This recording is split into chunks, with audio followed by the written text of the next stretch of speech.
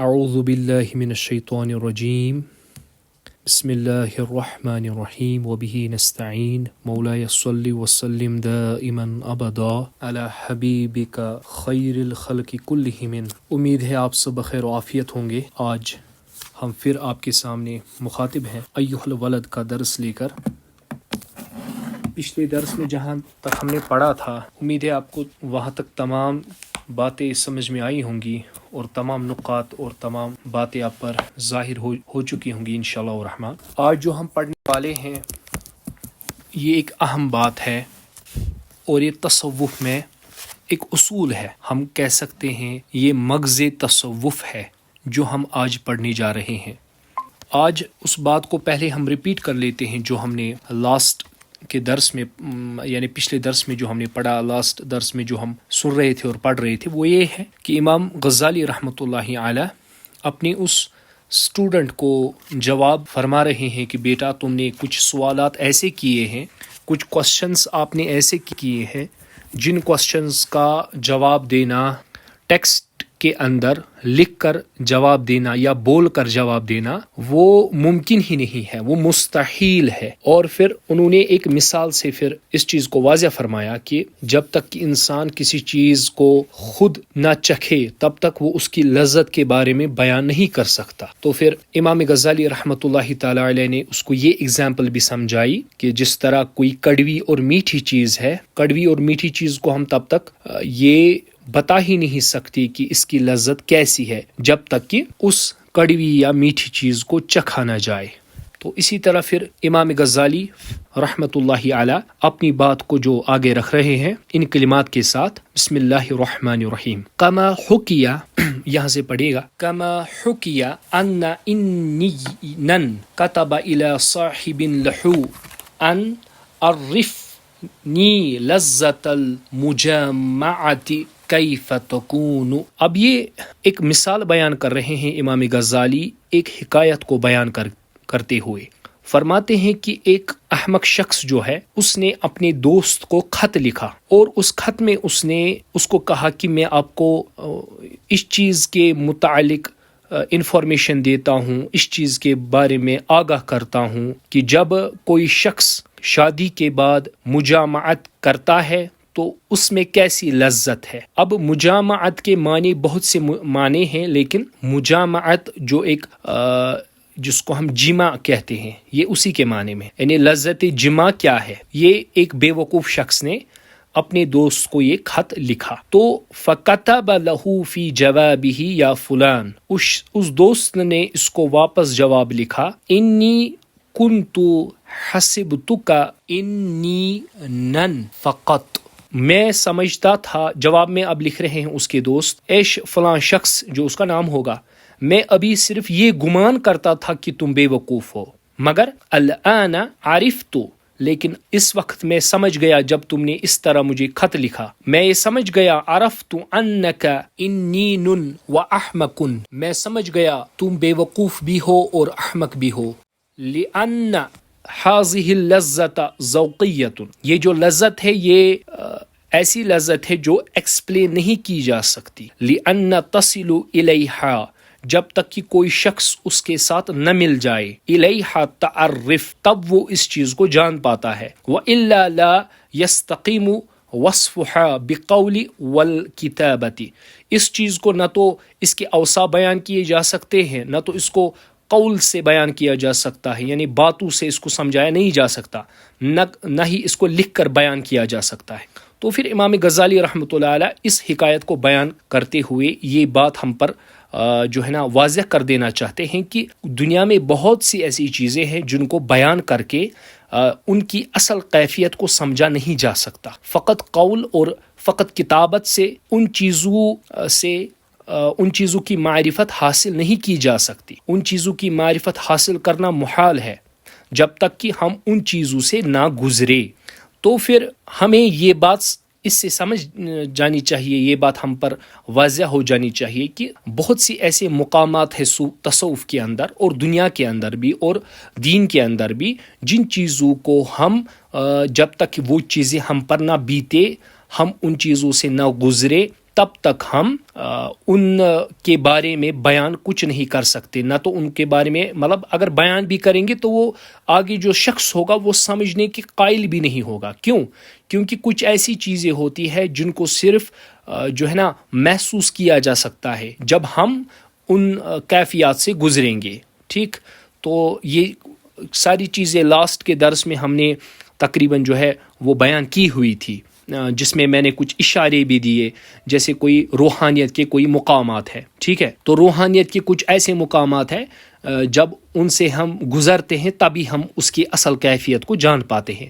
فقط قول سے، فقط لکھ دینے سے وہ چیزیں سمجھ میں نہیں آ سکتی. ٹھیک ہے، جیسے کہ ایک بات ہے، اللہ تعالیٰ کا دیدار کرنا ممکن ہے مگر اس میں نہ تو کوئی کیفیت ہوتی ہے اور نہ ہی اس میں مطلب کوئی چیز دکھائی دیتی ہے، مگر وہ ایک کیفیت ہے جس کو ہم محسوس کرتے ہیں.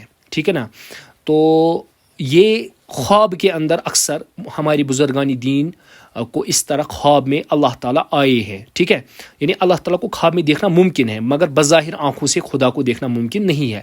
لیکن جو خواب میں دیکھتا ہے اس کو جب ہم پوچھتے ہیں کہ کیا تم نے خدا کو دیکھا ہے، وہ کہتا ہے ہاں میں نے خدا کو دیکھا ہے. لیکن اس کو ہم کہتے ہیں کہ وہ کیسا تھا، اس کے پاس الفاظ ہی نہیں ہوتے.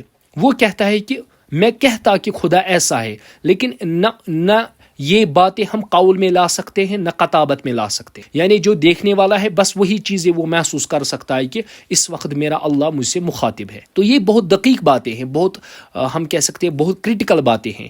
ان کو فقط جب تک کہ کسی پر یہ نہ بیتے تب تک یہ چیزیں سمجھ میں نہیں آ سکتی.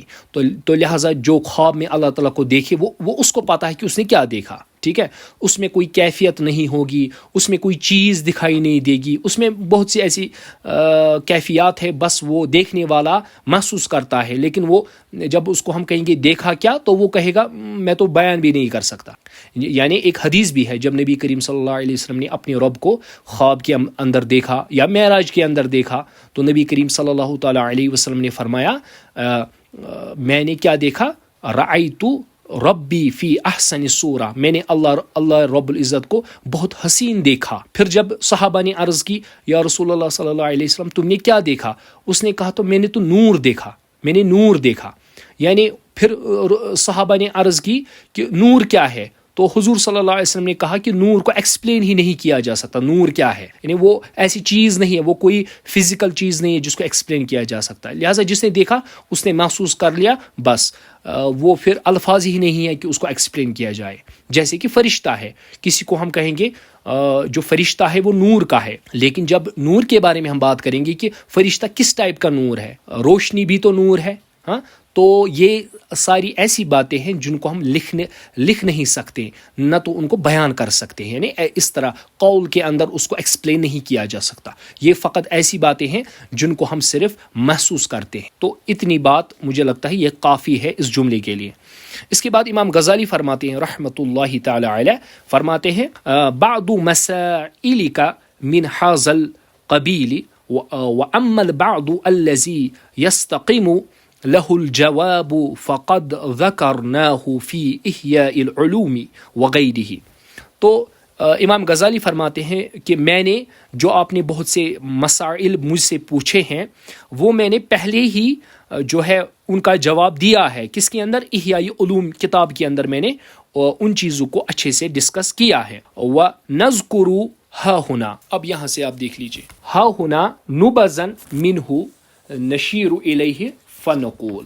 اب امام غزالی اس کے لیے رحمۃ اللہ علیہ اس کے لیے اب اس احیاء علوم الدین کے اندر جو امام غزالی رحمۃ اللہ علیہ نے وہاں پر رولز بیان کیے ہیں، جو ہے نا کچھ ایسے سوالات جو ہے کیے ہیں اس اسٹوڈنٹ نے، ان کے جوابات اب امام غزالی سمجھو کہ احیاء علوم کا خلاصہ بیان کر رہے ہیں. جب امام غزالی یہ فرما رہے ہیں کہ اب میں آپ کے لیے ان کو آسان کر دیتا ہوں. کس طرح؟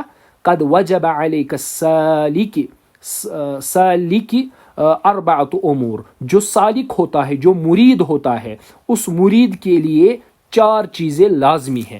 اب سارے جو اسٹوڈنٹس ہیں وہ سننے والے ہمارے سامعین ہیں وہ ان 4 چیزوں کو مجھے لگتا ہے ایک تو حفظ بھی کر لیں یاد بھی کر لے اچھے سے، اور ان پر جو ہے نا محنت کرنے کی اس وقت بہت زیادہ ضرورت ہے۔ امام غزالی فرماتے رحمہم اللہ تعالی کہ ایک سالک کے لیے واجب ہے، جو راہ سلوک میں چلنے کا شوقین ہے اس پر لازم ہے کہ وہ ان 4 امور پر عمل کرے، اور اس پر ان چیزوں پر عمل کرنا ضروری ہے۔ ٹھیک ہے، میں تو سمجھتا ہوں سالک یہاں سے مراد ایک مسلمان بھی ہے۔ ٹھیک ہے، فقط یہاں سالک سے مراد صرف جو مرید ہوتا ہے بس وہ مراد نہیں ہے، بلکہ ہر کوئی جو اللہ تعالیٰ کا طالب ہوتا ہے، ٹھیک ہے، تو اس کے لیے مجھے لگتا ہے ہر ایک مسلمان کے لیے یہ 4 چیزیں ضروری ہے، اور جب آپ اس کو پڑھیں گے آپ پر یہ ساری چیزیں واضح ہو جائیں گی انشاءاللہ الرحمن۔ لیکن ایک سالک کے لیے ان چیزوں پر 4 چیزیں اس میں ہونا لازمی ہے۔ اول الامر، پہلی چیز اعتقاد صحیح، ٹھیک ہے۔ اب یہ سالک جو ہے، یہ جو اللہ تعالیٰ کی راہ میں نکلا ہوا بندہ ہے، جو خدا ڈھونڈنے نکلا ہے، اس کے لیے یہ 4 چیزیں ہونا لازمی ہے، اور اس مرشد جس مرشد کے پیچھے یہ چل رہا ہے اس مرشد میں بھی یہ 4 چیزیں، ان 4 چیزوں کا ہونا لازمی ہے۔ ٹھیک ہے، لیکن اب سالک کو کون اللہ کی راہ دکھائے گا؟ وہ کوئی مرشد ہی ہوگا۔ تو اسی طرح ہم کہتے ہیں کہ یہ 4 چیزیں مرشد کے لیے بھی لازم ہے اور مرید کے لیے بھی لازم ہے۔ تو پہلی چیز اعتقاد صحیح عقیدہ، لا یکون فیہ بدعۃ، وہ کوئی بدعتی نہیں ہونا چاہیے۔ بدعتی سے مراد بدعتیوں کی وہ جماعتیں جن کو اہل السنت والجماعت نے کہا ہے کہ یہ گمراہ جماعتیں، وہ لوگ جو قرآن اور سنت کی ایسی تعویل بیان کرتے ہیں، ایسے مفاہیم بیان کرتے ہیں جو اجماعی امت کے خلاف ہے، جو امت مسلمہ صلی اللہ تعالی علیہ وسلم، حضرت صلی اللہ علیہ وسلم کی امت کے خلاف ہے، تو ان شخص کو ہم کہتے ہیں بدعت۔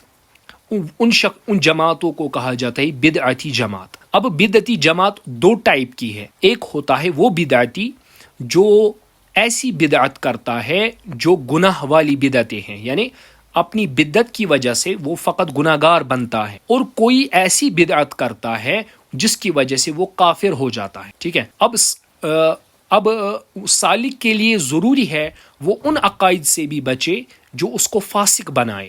یعنی اگزامپل میں دیتا ہوں، اپنے آپ کو مارنا، اپنے آپ کو پیٹنا، یہ شریعت کے اندر حرام ہے، لیکن جب ہم ایک مسلمانوں کی ایک جماعت کو دیکھتے ہیں جو بدعتی جماعت ہے، وہ ہے شیعہ، تو جو شیعہ جماعت ہے وہ کیا کرتے ہیں، وہ جو اپنے آپ پر جو ہے نا تشدد کرتے ہیں، خون بہاتے ہیں، خود کو تکلیف دیتے ہیں، جو اسلام کے اندر گناہ ہے، تو جو انہوں نے یہ طریقہ رائج کیا ہے اسلام کے اندر، اس کی حرمت آ چکی ہے، لہذا ایسی بدعت کرنے والوں کو ہم کہیں گے یہ لوگ ہیں بدعت مفسقہ، یہ ایسی بدعت کر رہے ہیں جو بدعت ان کو فاسق بنا رہی ہے، اور کوئی ایسی بدعت کرتا ہے جس کی وجہ سے وہ کافر ہو جاتا ہے، جس کو ہم کہیں گے بدعت مکفرہ، وہ بدعت جو کافر بنا دیتی ہے۔ مثال کے طور پر ایک شخص یہ عقیدہ رکھتا ہے کہ صرف اللہ کافی ہے، پیغمبر کافی نہیں ہے، تو اس کی وجہ سے جو ضروریات دین ہے اس کا انکار ہو رہا ہے، تو لہٰذا ایسا کہنے والا کافر ہو جاتا ہے۔ یا کوئی عقیدہ رکھتا ہے کہ حضور صلی اللہ علیہ وسلم کے بعد کوئی اور پیغمبر آئے گا، ٹھیک ہے، یعنی خاتم النبیین کا جو عقیدہ نہیں رکھتا، یہ بھی کفریہ عقیدہ ہے، لہٰذا وہ شخص بدعت مکفرہ میں ہے۔ اسی طرح بہت سی عقائد کے معاملات ہیں جس میں بدعت مفسقہ بھی شامل ہے اور بدعت مکفرہ بھی شامل ہے، لہٰذا ایک سالک کے لیے ضروری ہے جب وہ مرشد چنے اور خود سلوک کی راہ پر چلے، اس کے لیے واجب ہے بلکہ عینی فرض ہے اس پر کہ وہ بدعت مفسقہ سے بھی بچے اور بدعت مکفرہ سے بھی بچے، وہ بدعت جو اس کو گناہ گار بناتی ہے اور وہ بدعت جو اس کو کافر بنا دے گی، ان تمام بدعات سے بچنا لازم ہے۔ یہ ہو گیا پہلا اصول۔ اب دوسرا امر جو ہے وہ ہے سالک کے لیے توبۃ النصوح، سچی توبہ، لا یرجع بعدہ الی الذلۃ۔ اب اس کو سمجھانا لازم ہے۔ اب دیکھیے کیسے، ایک شخص ہے، یہ میں پہلے سمجھانے کے لیے بات کر رہا ہوں، ایک شخص ہے وہ مانو سگریٹ پیتا ہے اور اس نے کہا آج سے میں سگریٹ نہیں پیوں۔ اب اس نے 1 سال کنٹرول کیا، 1 سال تک اس نے سگریٹ کو ہاتھ بھی نہیں لگایا، لیکن 1 سال کے بعد اس نے پھر سے جو ہے نا وہ سگریٹ تمباکو استعمال کیا. تو اب آپ خود کہیں اور خود سوچیں کیا اس نے اب توبہ کی ہے کہ نہیں؟ ہم کہیں گے نہیں، کیونکہ یہ پھر سے اسی ذلت کے اندر واپس آ گیا. یعنی اس کا مطلب یہ ہے کہ یہ خود کو کنٹرول کیے ہوئے تھا، مطلب کہ اس نے اس سے جان نہیں چھٹائی ہے، یعنی یہ اس سے جان نہیں چھوٹی ہے اس کی. تو معلوم ہمیں یہ بات ہو گئی کہ توبۃ النصوح کے معنی یہ ہے کہ لا یرجع بعدہ الی الذلہ، کہ کبھی بھی زندگی میں پھر کبھی بھی اس ذلت کی طرف دیکھنا بھی نہیں ہے، پلٹنا بھی نہیں ہے. اگر کسی نے سگریٹ چھوڑ دیا تو یہ مرنے کے دم تک اس کو اب سگریٹ جو ہے نا کبھی استعمال ہی نہیں کرنا ہے. پھر اس ٹائم ہم کہیں گے اس نے سگریٹ سے توبہ کی. اسی طرح اگر کسی نے بے حیائی سے توبہ کی، اس کا مطلب یہ ہے جب اس نے توبہ کی تو مرنے کے دم تک یہ کیا کرنا چاہیے؟ یہ اس بے حیائی کی طرف واپس، اس ذلت کی طرف واپس نہیں آنا چاہیے. تو اسی طرح بہت سی ایسی امور ہے شریعت کے اندر جن کا حکم اللہ اور اس کے رسول صلی اللہ علیہ وسلم نے فرمایا ہے، تو ہمیں ان ذلتوں کی طرف واپس نہیں جانا. ہمیں تو پہلی چیز توبہ نصوحہ کرنا ہے، ان تمام صغیرہ کبیرہ گناہوں سے توبہ، پھر ان کی طرف واپس پلٹ کر نہیں جانا ہے. اس کو ہم کہیں گے اصول ثانی، دوسرا اصول. اب تیسرا اصول استرضاء خصوم حتى لا يبقى لأحد عليك حق. اب کیا ہو گیا؟ استرضاء الخصوم. اب ہمیں کیا کرنا ہے؟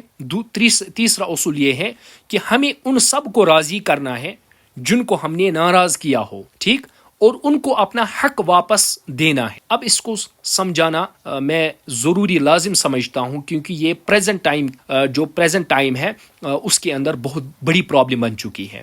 میں ایک ایگزامپل سے آپ کو یہ بات سمجھانا چاہوں گا. اگر ہمارے گھروں کے اندر ہماری بہنیں ہیں، ہمارے گھروں کے اندر ہماری بیٹیاں ہیں، تو ان کے ضروری کوئی بھائی بھی ہوگا اور کوئی جو ہے نا بھائی ہوگا، جو ہماری اولادوں میں سے اس کے بیٹے بھی ہوں گے، ٹھیک ہے، بیٹے بھی ہوں گے اور بھائی بھی ہوں گے اور ساتھ بہنیں بھی ہوں گی، ٹھیک. اب یہاں پر آپ غور و فکر کیجئے، جو ہماری بہنیں ہیں، اب کشمیر کے اندر اکثر میں یہ دیکھتا ہوں کہ یہاں بہنوں کو اور بیٹیوں کو وراثت میں جو ہے حصہ نہیں دیا جاتا. اکثر کی پرابلم ہے. کیونکہ وہ ان کی شادیوں پر تقریباً 10-20 لاکھ روپے خرچ کرتے ہیں، اور وہ کھاتے کون ہیں؟ وہ کھاتے ہیں رشتہ دار، وہ کھاتے ہیں دعوت کے نام پر، مطلب رشتہ دار آنے جانے میں خرچے وغیرہ وغیرہ. یہ ہماری شادیوں کا اس وقت حال یہ ہو چکا ہے کہ وہ بہت ہی زیادہ مہنگی ہو چکی ہے. تو پھر ہوتا کیا ہے؟ یہاں ایک بہت بڑی، یہ میں سمجھتا ہوں بہت بڑی پرابلم بن چکی ہے، بہت بڑا مسئلہ بن چکا ہے کہ اب کیا ہو جاتا ہے کہ جو بیٹی ہے یہ بھی اس ٹائم بہت ہی وہ ہم کہہ سکتے ہیں جذبات کے اندر آ جاتی ہے. وہ وہاں پر اپنی دانائی استعمال نہیں کرتی. کیونکہ جب ایک باپ اور اپنا بھائی اس کی شادی میں خرچے کرتے ہیں تو وہ 10 لاکھ 20 لاکھ تو خرچ مطلب ضرور خرچ کر دیتے ہیں. کم سے کم 10 لاکھ تو کچھ بھی نہیں ہے، مطلب کشمیر میں کہہ رہا ہوں، کسی جگہ اس سے زیادہ بھی ہوگا. میں نے ایوریج جو ہے نا وہ اوسط میں نے ایوریج بتا دی. پھر کیا ہو جاتا ہے؟ اس میں جو خرچے نکلتے ہیں یا جو خرچ ہو جاتا ہے یہ سارا کا سارا فضول خرچی ہوتا ہے. جیسے دعوت کرتے ہیں تو اس میں آپ دیکھ لیجئے کتنے ذائقے پکائے جاتے ہیں، کتنے پکوان پکائے جاتے ہیں، اور لوگ کھا کر بھی شکر ادا نہیں کرتے. اب اگر کوئی زیادہ پکائے گا تو کہتے ہیں اس کی حرام کمائی تھی تو اس لیے اڑا دی، اور جو کم خرچ کرتا ہے اس کو کہتے ہیں عمر بھر تو لوگوں کا کھایا. اب یہاں پر یہ کیا ہو گیا؟ اب یہاں اپنے ٹائم پر اس نے کیا اوڑھ لی؟ کمبل اوڑھ لی. کشمیری میں یہ میں ٹرانسلیٹ کر رہا ہوں ان باتوں کو، باقی آپ الحمدللہ سمجھدار ہو. تو یہ بہت ہی بڑی پرابلم ہے کہ پھر کیا کہا جاتا ہے جب بیٹی کو حصہ دینے کا ٹائم آتا ہے، بہن کو حصہ دینے کا ٹائم آتا ہے، تب ایک بھائی کہتا ہے کہ یا تو حصہ لے لو پھر ہمارے ساتھ کوئی رشتہ ہے ہی نہیں. یہ باتیں عام ہے، عام بالکل.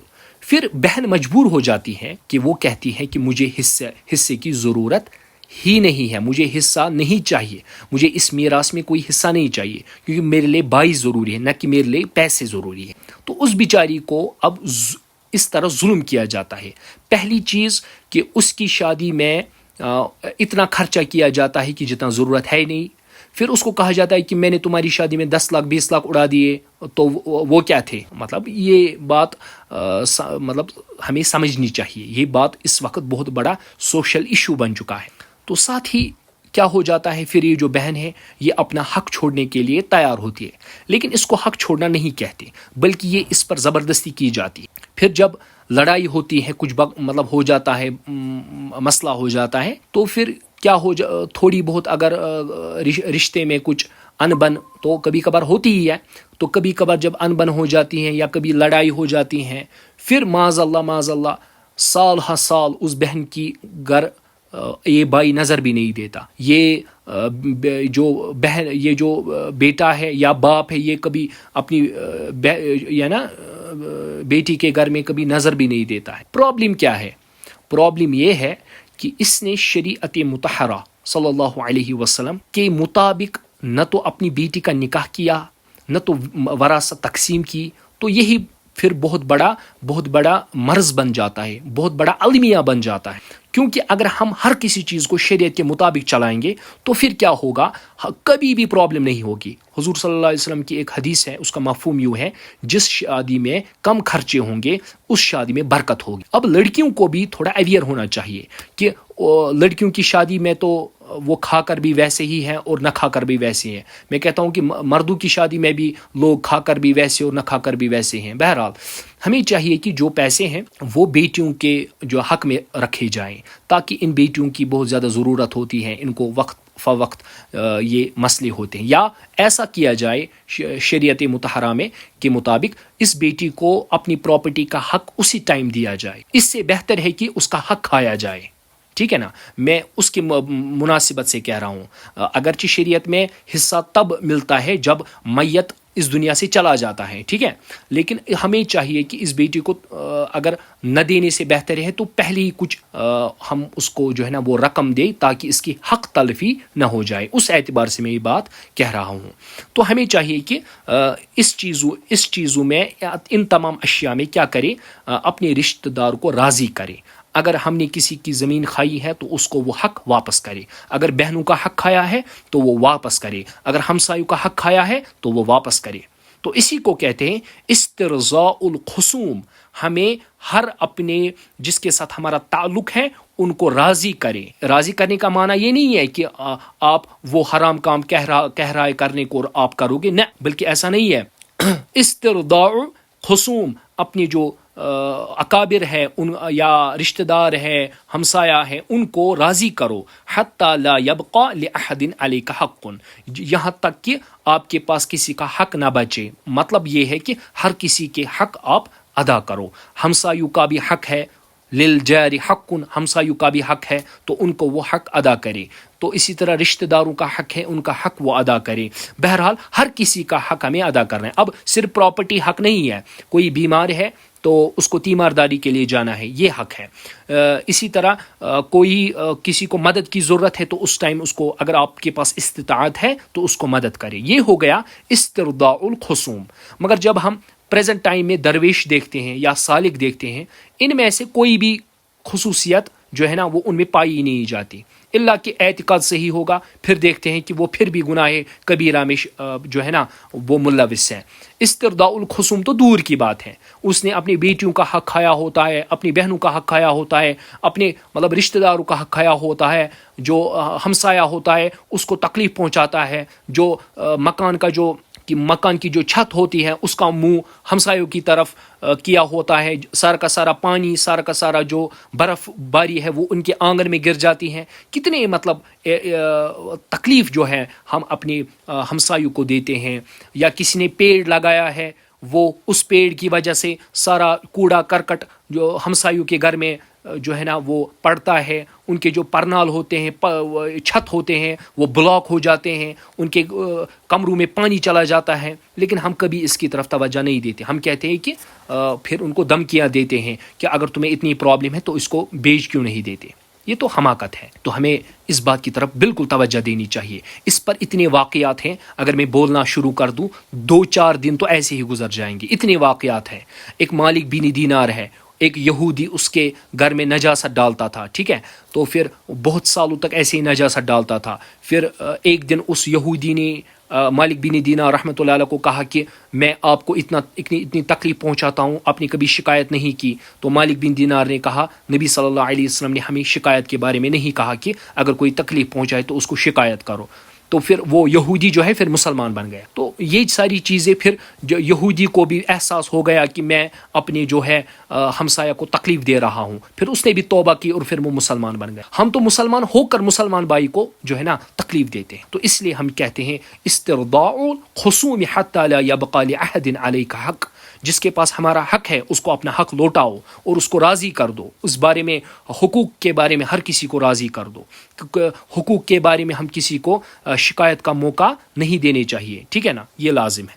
اس کے بعد فرماتے ہیں والرابع، چوتھا اصول، تحصیل علم الشریعت قدر ما تؤدی به اوامر اللہ تعالی. چوتھا اصول یہ ہے کہ ہمیں علم شریعت کو حاصل کرنا ہے اتنا جتنا کم سے کم ایک اوامر ہم سیکھے، اللہ تعالیٰ نے کیا کیا حکم ہمیں عطا فرمائے اور کن کن چیزوں سے روکا، کون کون حکم اللہ تعالیٰ نے، کون کون سے احکامات اللہ تعالیٰ نے جاری کیے ہمارے لیے، اور کن کن چیزوں سے اللہ تعالیٰ نے روکا. اس کے بارے میں علم حاصل کرنا ہر ایک پر واجب ہے، خاصتاً سالک کے لیے تو یہ واجب ہے، مسلمان کے لیے تو یہ واجب ہے. ثم من العلوم آخرتی، اور باقی علوم بھی حاصل کرنا ضروری ہے، ما یکون بہ نجات، جس سے ہمیں نجات ملے.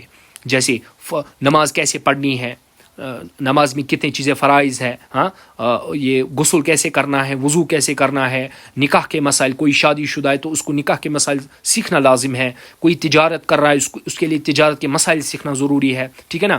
تو کوئی بالغ ہوا ہے تو اس کو بلوغیت کے مسئلے سیکھنا لازم ہے، ٹھیک ہے نا. کوئی اپنی بیوی کو چھوڑ رہا ہے، طلاق دے رہا ہے، اس کو طلاق کے مسئلے پہلے سیکھنا لازم ہے.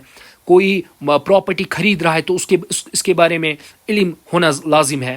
اور کسی کو میراث تقسیم کرنی ہے اپنے اولادوں میں، یا کسی کو میراث تقسیم کرنی ہے تو اس کو میراث کے بارے میں علم ہونا چاہیے، تب جا کر وہ حق ادا کر سکتا ہے اور وہ علم اس کو نجات دلائے گا. پھر ورنہ ہم سب تو اس ٹائم جو دیکھتے ہیں پھر اتنے گناہوں میں ملوث ہیں، نہ تو ہم شریعت کے مطابق وراثت کو تقسیم کر رہے ہیں، نہ تو ہم شریعت کے مطابق چل رہے ہیں، نہ تو ہماری عادتیں شریعت کے مطابق ہیں، نہ ہماری خصائل شریعت کے مطابق ہیں. اسی وجہ سے ہم دیکھ رہے ہیں کہ ہم دن بدن پیچھے ہی ہوتے جا رہے ہیں. جب تک ہم شریعت کو آگے رکھیں گے اور دنیا کو پیچھے رکھیں گے تب تک ہم کامیاب ہیں.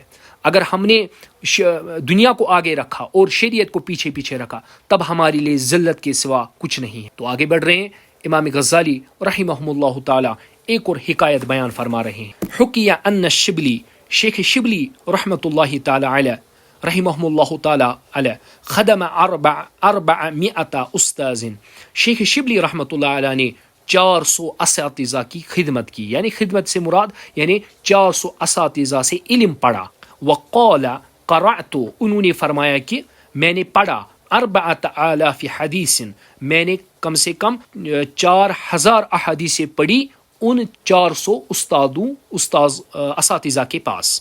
ثم اخترت منها حدیثا واحدا، مگر ان 4000 حدیثوں میں سے میں نے ایک حدیث کو چن کر نکالا تاکہ میں اس پر عمل پیرا ہو جاؤں. وعلمت، میں نے جان لیا، به وخلیت ما سواہ، انی تعملته فوجدت خلاصی ونجاتی فیہ. تو امام غزالی فرماتے ہیں کہ شیخ شبلی رحمۃ اللہ تعالی علیہ نے بیان فرمایا میں نے 4000 حدیثیں پڑھی اور 4000 حدیثوں میں سے ایک حدیث کو اپنے لیے کیا پایا، خلاصی و نجاتی، جو میرے لیے جو ہے نا روز محشر یعنی عذاب جہنم سے جو مجھے رہا کر دے، اور و نجاتی، اور جو میرے لیے نجات کا ساما جو ہے نا مہیا کرے. تو اس حدیث کو میں نے ایسا پایا، ایک حدیث کو میں نے ایسا پایا. وَكَانَ علم الاولین، وہ تو اولین کا بھی علم ہے، وآخرین، اور آخرین کا بھی علم ہے. اس سے مراد جو پہلے والے پیغمبر ہے انہوں نے اس پر عمل کی، اور جو بعد والے پیغمبر ہے آخرین ہے نبی رحمت صلی اللہ علیہ وسلم، انہوں نے بھی اس پر عمل کی ہے. ٹھیک ہے، اور اولین بزرگوں نے بھی اس پر عمل کی، اور اولین بزرگ یعنی تابعین صحابہ انہوں نے اس پر عمل کی، اور جو بعد میں بزرگانی دین آئے انہوں نے بھی اس پر عمل کی۔ اس کے مطابق یہی ہے کہ یہ اول علم بھی ہے اور آخر علم بھی ہے، یعنی یہ اس دنیا کا بھی علم ہے اور آخرت کا بھی علم ہے۔ اب اس کے بہت سے معنی ہم نکال سکتے ہیں، تو اتنا فی الحال کافی ہے، اس سے یہ سمجھ دیں کہ یہ دنیا کا بھی علم ہے اور آخرت کا بھی علم ہے۔ کلہ مندرجن منہ فاقتفیت بہ، تو فرماتے ہیں امام غزالی میں نے پایا اس حدیث کو کافی، یعنی عمل کے اعتبار سے میں نے اس کو کافی پایا، یعنی ذالک وہ یہ ہے ان رسول اللہ صلی اللہ علیہ وسلم، نبی کریم صلی اللہ علیہ وسلم نے فرمایا، قال لبعض اصحابہ، نبی کریم صلی اللہ تعالی علیہ وسلم نے اپنے کچھ صحابہ سے فرمایا، کیا فرمایا؟ اعمل للدنیا کا بقدر مقامک فیہا، کہ دنیا کے لیے اتنی ہی عمل کرو جتنا تمہیں دنیا میں درکار ہے، جتنی تمہیں دنیا میں درکار ہے، یعنی دنیا اتنا ہی کماؤ جتنا دنیا تمہارے لیے درکار ہے۔ یعنی کوئی اگر کیلکولیٹ کرے گا دنیا کی زندگی تو وہ کیلکولیٹ لگائے گا کہ سال میں میرا کتنا خرچہ ہونے والا ہے، تو وہ اسی حساب سے پیسے کمائے، نہ کہ وہ اپنا سارا کا سارا وقت پیسہ کمانے میں ضائع کرے، ٹھیک ہے نا؟ کیونکہ جو مال ہے وہ تو پھر بینک میں پڑا رہے گا، وہ تو کھائیں گے آنے والی اولادیں، تو پھر اس نے اپنی زندگی کو خواہ کیوں مشقت میں ڈالا؟ تو حدیث مبارک ہے دنیا اتنا ہی کماؤ جتنا تمہاری حاجت ہے، وَعْمَلْ لِآخِرَتِكَ، اور آخرت اتنی کماؤ بقدر بقائک فیہا، جتنا تمہیں وہاں ضرورت ہے۔ تو ایک حدیث سے اس کو سمجھانے کی کوشش کروں گا۔ نبی کریم صلی اللہ تعالی علیہ وسلم کی ایک حدیث ہے اور اس کا مفہوم یوں ہے، حضرت صلی اللہ علیہ وسلم نے فرمایا دنیا کی زندگی اتنی ہے جیسا کہ تم ایک ریگستان میں ہو اور اس سے آپ نے ریت کا ایک دانہ اٹھایا، جو ریت کا ایک دانہ ہے وہ دنیا کی زندگی ہے، اور جو یہ باقی ریگستان ہے یہ آخرت کی زندگی۔ تو ہمیں اس دنیا کے لیے کتنی عمل کرنی چاہیے اور آخرت کے لیے کتنی عمل کرنی چاہیے، اس حدیث سے آپ کو بالکل واضح یہ بات ہو جانی چاہیے۔ وَعْمَلْ لِآخِرَتِكَ بِقَدْرِ بقائک فیہا، تو آخرت کے لیے اتنی ہی عمل کرو جتنی تمہیں وہاں درکار ہے، اور دنیا کے لیے اتنی عمل کرو جتنا دنیا میں تمہیں درکار ہے۔ تو اس سے ہم آئیڈیا لگا سکتے ہیں کہ آخرت کی عمل کتنی کرنی ہے۔ وَعْمَلْ لِلَّهِ بِقَدْرِ حَاجَتِكَ إِلَيْهِ، اور آخرت کی اللہ کے لیے اتنی عمل کرو جتنا تمہیں وہ یعنی حاجتک، جتنی تمہیں ضرورت ہے، مگر کہاں؟ ہم کہیں گے جنت میں جانے کے لیے، یعنی نیک اعمال اتنے کرو جتنا تمہیں جنت میں جانے کے لیے کافی ہو، ٹھیک ہے؟ اور وَعْمَلْ لِلنَّارِ بِقَدْرِ صَبْرِكَ عَلَيْهَا، اور جہنم والے اعمال، دوزخ والے اعمال اتنے ہی کرو جتنا تم عذاب جہنم جیل پاؤ، جن پر تم صبر کر پاؤ۔ یعنی یہ بات مجھے لگتا ہے آپ کو سمجھ میں آ جانی چاہیے، یعنی جہنم والی اعمال اتنی ہی کرو جتنا تم جہنم کا عذاب سہ سکو، برداشت کر سکو۔ تو ہمیں پتہ ہے ہم تو جہنم کا، اللہ ہمیں بچائے عذاب جہنم سے۔ اللہ ہم صبح اور شام کو بھی یہ دعا کرتے رہتے ہیں، اے اللہ ہمیں بچا، کس میں؟ عذاب القبر و عذاب النار، ٹھیک ہے نا؟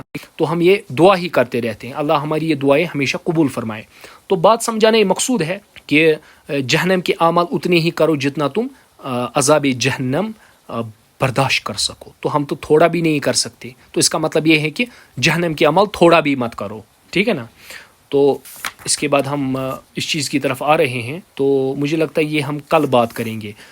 حاتم الاسم رحمۃ اللہ علیہ کی کچھ نصیحتیں ہیں اس کے بعد، اس کو ہم انشاءاللہ الرحمن کل پڑھیں گے۔ اگر کسی کو کوئی سوال ہے تو وہ کر سکتا ہے۔ جی کسی کو کوئی کوشچن ہے؟ وعلیکم السلام ورحمۃ اللہ وبرکاتہ۔ سبحانک اللہم وبحمدک لا الہ الا انت استغفرک واتوب الیک۔